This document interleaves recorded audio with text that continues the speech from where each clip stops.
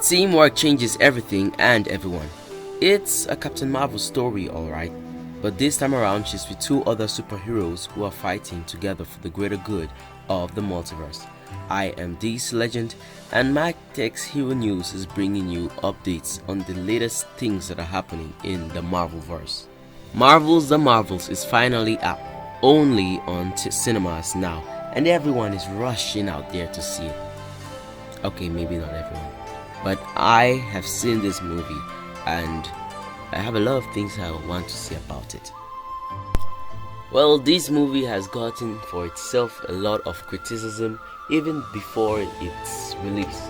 I'll have some major things I want to talk about it because there's a lot of criticism out there, and this is a non-spoiler review. It means I won't reveal anything that hasn't already been shown in the trailer or some form of advertisement.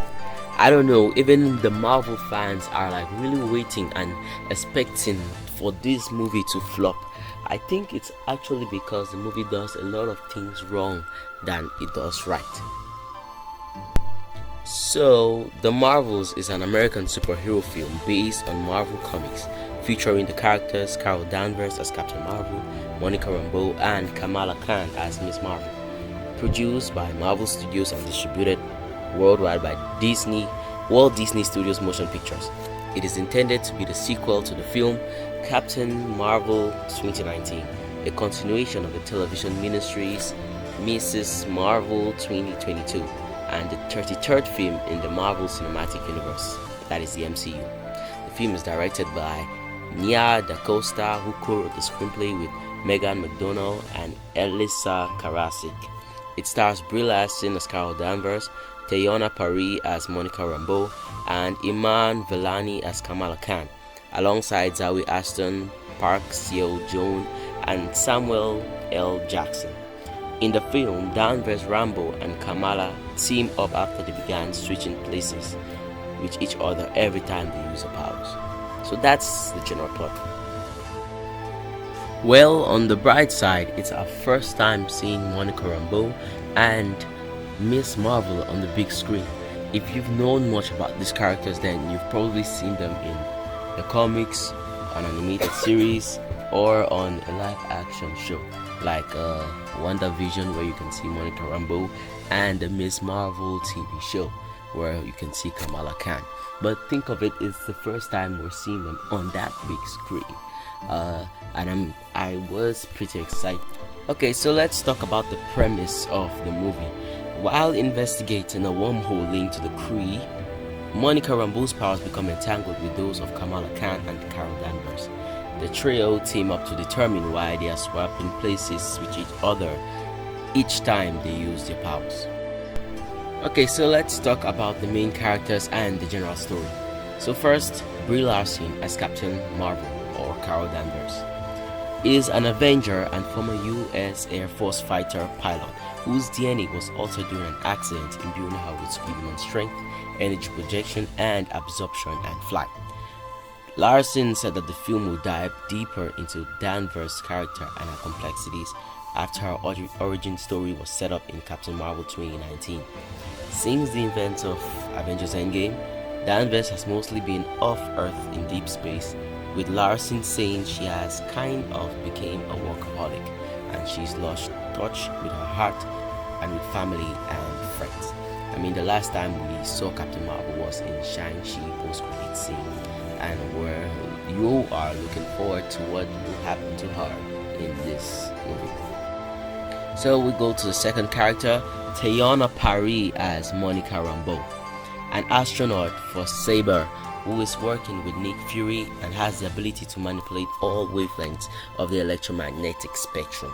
She is the daughter of Danvers' late friend and fellow airman Maria Rambeau, and looked up to Danvers as a child. Parris said the Marvels will further explore Rambeau beyond what was established in the Disney Plus miniseries WandaVision 2021. She boxed to prepare for the role. I mean, she did a great job in WandaVision, and that's where I first saw the character before I started reading the comics to know more about the character. Good play by Teyonah Parris. The third, we have Kamala Khan, played by Iman Vellani, is a teenage human mutant from Jersey City who idolizes Danvers and wears a magical bangle that unlocked her ability to harness cosmic energy and create hard-like constructs. Kamala is in awe of being in the presence of Danvers and Rambeau, her heroes, which producer Kevin Fish likened to Peter Parker's appearance in Captain America Civil War. And we also have Darben, the main villain of the story, played by Zawe Ashton. Is a Kree warrior revolutionary wielding an accuser's hammer and an identical bangle to Khan's, who is trying to restore her homeland after a civil war. Something like that. Well, that's the whole plot. The villain is like kind of the worst part of the story. It's like Marvel took all the criticism they had for making weak villains and decided this time to make something much worse. Trying not to forget Nick Fury, played by Samuel L. Jackson, the former director of S.H.I.E.L.D., who's working at Saber in Deep Space Skrulls, and also Prince Yan, played by Park Seo-joon, the charismatic prince of the planet Aladna, who is also Danvers' husband and ally. Yep, you never knew she had a husband. Me too. So that's all for the summary of the characters and the main roles they play in this movie.